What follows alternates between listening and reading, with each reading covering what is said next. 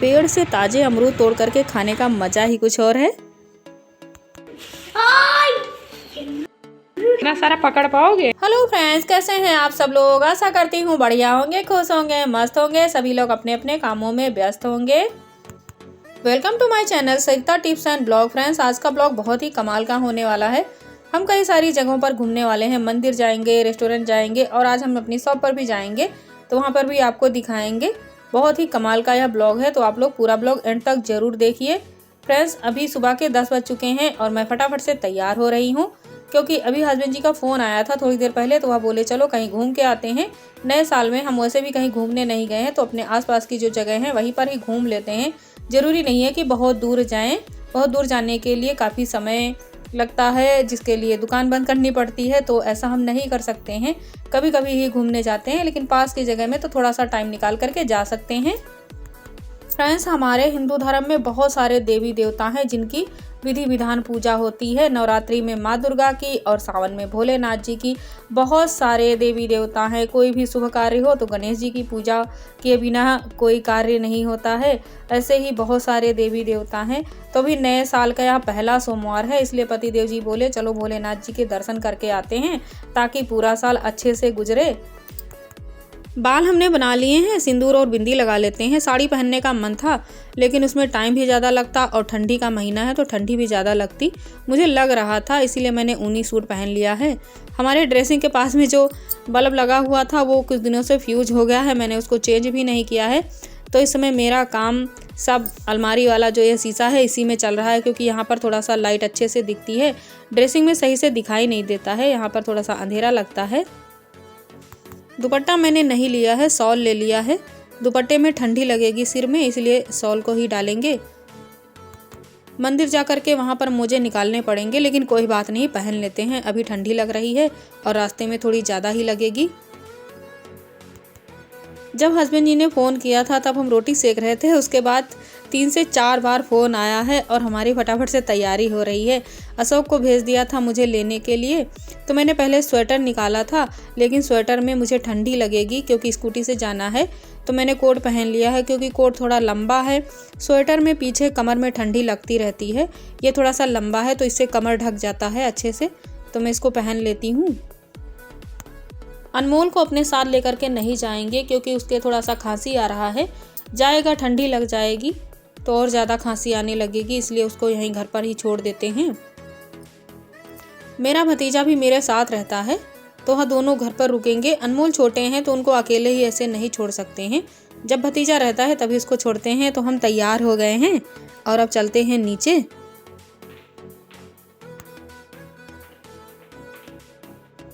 अनमोल की छुट्टी चल रही है इस टाइम, तो अभी घर से नहीं निकले हैं कई दिनों से। अब बाहर निकले हैं तो ठंडी ज़्यादा लग रही है।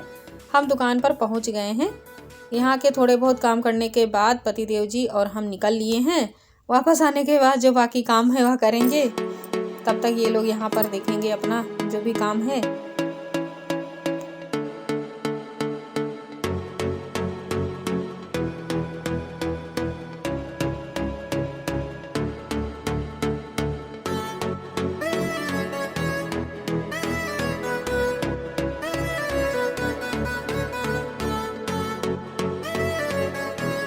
खसपरिया भोलेनाथ जी के मंदिर जाने के लिए बाराबंकी से सफ़ेदाबाद होकर के जाते हैं। बहुत ज़्यादा दूर दराज के लोग तो इसको नहीं जानते हैं, लेकिन आसपास के लोग बहुत अच्छे से जानते हैं और बहुत ज़्यादा चर्चित यह मंदिर है। काफ़ी पुराना मंदिर है और बहुत ही इसकी मान्यता है। यह कोई विश्वविख्यात मंदिर नहीं है, ना ही बहुत ही प्रचलित है, लेकिन यहाँ आसपास में बहुत ज़्यादा इसकी मान्यता है, तो लोग यहाँ पर ज़्यादा संख्या में जाते हैं। कुछ सेकंड अभी पहले ही ट्रेन निकला है, इसलिए गेट खुला था तो जल्दी हो गया है। बाराबंकी लखनऊ का जो हाईवे है, तो आप ऊपर से भी जा सकते हैं और यहाँ नीचे से भी जा सकते हैं। आज हम लोग नीचे से जा रहे हैं, कई बार ऊपर से भी जाते हैं।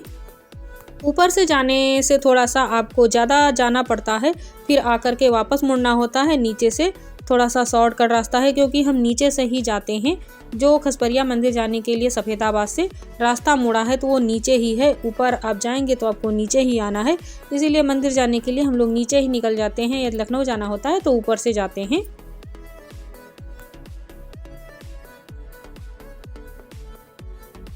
बाराबंकी से हम लोग सफ़ेदाबाद पहुंच गए हैं। पूरे रास्ते पता ही नहीं चलता है कब बाराबंकी से सफ़ेदाबाद आ गए हैं, पूरा एक ही में मिल गया है। फ्रेंड्स, यहाँ का लोकल फूड खस्ता बहुत ज़्यादा फेमस है। यहाँ पर अगर आप फूड में बात करेंगे तो लोग सबसे ज़्यादा खस्ता का नाम लेते हैं। यहाँ का खस्ता बहुत ज़्यादा मशहूर है, तो आप जब भी सफ़ेदाबाद आएँ तो यहाँ का खस्ता ज़रूर टेस्ट करें। वैसे काफ़ी ज़्यादा टेस्टी होता है, मैंने कई बार खाया है। हर जगह की शॉप पर तो नहीं, लेकिन हाँ 1-2 शॉप हैं जो कि बहुत ज़्यादा अच्छा खस्ता बनाती हैं। फ्रेंड्स, ठंडी हवा काफ़ी ज़्यादा मुझे लग रही थी, तो मैंने शॉल उठा करके सिर में बांध लिया है, सिर में ठंडी ना लगे। और फेस पर भी काफ़ी ज़्यादा ठंडी ठंडी हवा लग रही थी।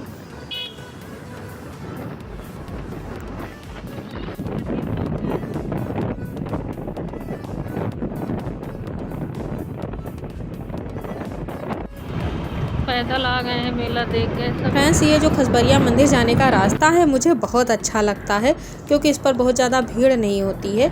ज़्यादातर मंदिर आने जाने वाले ही लोग मिलते हैं। तो अभी हम पहुंच गए हैं खसबरिया मंदिर के गेट पर। यहाँ से एंट्री हो जाती है मंदिर जाने के लिए। काफ़ी सारे लोग वापस आ रहे हैं दर्शन करके। हम लोग भी पहुँच गए हैं अपने टाइम पर। शायद 12 बजे की आरती हम लोगों को मिल जाए। बाहर काफ़ी ज़्यादा भीड़ है, बस अंदर लंबी लाइन ना हो। यहाँ पर जूते रख देते हैं निकाल करके, फूल और लोटा ले लेते हैं जल चढ़ाने के लिए।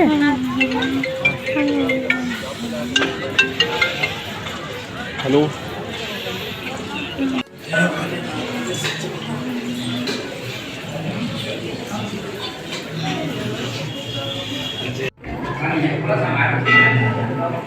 चलिए जल्दी करिएगा, पकड़ के नहीं बैठिएगा, करते रहिए, जल्दी उठ जाइए बेटा।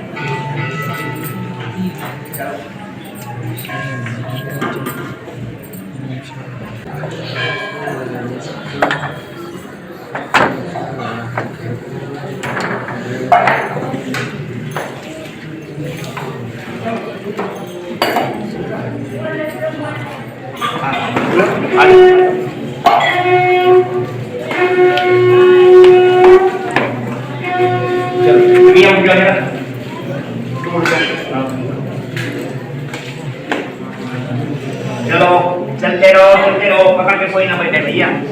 आ जाओ।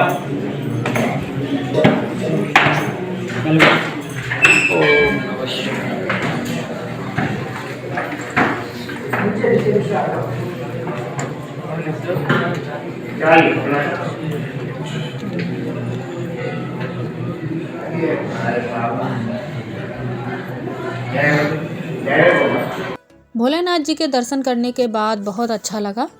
टीका लगवा लेते हैं, मन को बहुत सुकून मिलता है इस जगह पर आकर के। नई नई जिनकी शादी हुई है, काफ़ी सारे जोड़े आज मुझे दिखे यहाँ पर। कुछ लोग फ़ोटो बनवा रहे हैं, कुछ लोग वीडियो बना रहे हैं। भोलेनाथ जी के दर्शन करने के बाद आप थोड़ी देर यहाँ रुकना चाहते हैं तो रुक सकते हैं। काफ़ी सारी दुकानें हैं यहाँ पर, खिलौनों की हैं और खाने पीने की भी हैं। और मैं यहाँ से बिंदी ले लेती हूँ। आपने देखा होगा मैं इस तरीके की बिंदियाँ ज़्यादा लगाती हूँ। कलरफुल जो सिंपल बिंदी होती है मैं वो लगाती हूँ, और थोड़ा छोटे साइज़ में लगाती हूँ। तो मैंने 10 रुपये की यहाँ से ये वाली बिंदी ले ली है। फूलों की ये सजी हुई दुकानें बहुत ही सुंदर लगती हैं। दर्शन करने के बाद अब हम लोग वापस चलते हैं। काफ़ी सारा प्लास्टिक का सामान है और ये बर्तन की दुकान है, स्टील का बर्तन है। जिसको जो लेना होता है ज़रूरत के हिसाब से ले लेता है। हमारे पूरे दिन के सिर्फ 2 घंटे हम यहाँ पर खर्च करते हैं और मन को बहुत सुकून मिलता है। तो हमने बढ़िया से दर्शन कर लिए हैं, वापस जा रहे हैं। रोटी सब्जी घर में तो बना हुआ है, लेकिन अभी हस्बैंड जी का मन है साथ में कुछ यहीं पर खा लेते हैं, क्योंकि वैसे जल्दी घर से निकलना नहीं होता है सिर्फ खाना खाने के लिए। तो भी यहीं रास्ते में पड़ता है ग्रीन हाईवे, जो कि बहुत अच्छा रेस्टोरेंट है। यहाँ का खाना मुझे बहुत अच्छा लगता है, काफ़ी बार यहाँ खा चुके हैं। तो बाराबंकी से जब हम हाईवे के लिए मुड़ते हैं तो ये रास्ते में पड़ता है। तो ये आ गए हम ग्रीन हाईवे रेस्टोरेंट। अभी दोपहर का टाइम है तो भूख अच्छे से लग गया है, क्योंकि हमने आज सुबह नाश्ता नहीं बनाया था और हम लोग खाना भी खा करके नहीं गए थे। तो भूख तो बहुत अच्छे से लग चुकी है। शाम को यहाँ ज़्यादा भीड़ होती है। अभी इस टाइम थोड़ा सा सन्नाटा फैला हुआ है, काफ़ी कम ही लोग हैं। सूप ठंडी सूप लगी है। यहाँ का ये मेन्यू कार्ड है।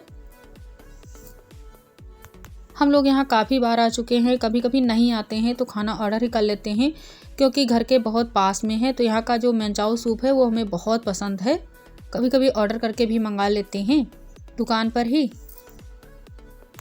थोड़ा सा ठंडी लग गई थी इसीलिए गरम गरम सूप पीने में अच्छा लगेगा। सर्दी के मौसम में ये सूप बहुत ही टेस्टी लगता है। वैसे तो मैं इसे पसंद करती हूँ तो गर्मी में भी खाती हूँ, लेकिन ठंडियों में कुछ ज़्यादा ही अच्छा लगता है। मेनचाओ सूप के साथ हमने वेज बिरयानी ऑर्डर की है। पहली बार यहाँ की वेज बिरयानी खा रहे हैं, देखने में तो अच्छी लग रही है। फुल प्लेट हमने वेज बिरयानी मंगाया है और कुछ भी नहीं मंगाया है, इतने से ही पेट भर जाएगा। फुल प्लेट तो हम लोग अकेले खा भी नहीं पाएंगे, दोनों लोग हाफ हाफ करके खा लेते हैं। वेज बिरयानी काफ़ी ज़्यादा पसंद आई और दही के साथ में, तो इसका टेस्ट बहुत ही अच्छा लगता है। मैं इसे एक बार घर में ज़रूर बनाऊंगी, मुझे अच्छी लगी ये खाने में। खाना खाने के बाद हम शॉप पर आ गए हैं। 2 से 3 मिनट का समय लगता है दुकान पर आने में। यहाँ पर हम पीछे ऐसे ही टहल रहे थे तो मेरी नज़र पड़ गई, अमरूद लगा है बहुत पका हुआ, तो इसको तोड़ लेते हैं, नहीं तो ऐसे ही गिर जाएगा, ख़राब हो जाएगा। काफ़ी दिनों से हम नहीं आए थे। ऐसे तो हम यहाँ आते रहते हैं, तो यहाँ पर नींबू अमरूद जो भी लगा होता है तो तोड़कर घर ले जाते हैं।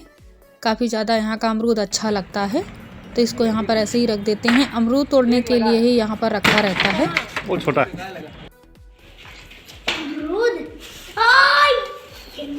इतना सारा पकड़ पाओगे? अनमोल ने कई बार मुझे फ़ोन किया घर जल्दी आने के लिए। रास्ते में हमने सब्जियां खरीदी थी सफ़ेदाबाद में, उसका वीडियो मैंने नहीं बनाया था, बहुत ज़्यादा लंबा हो जाता है।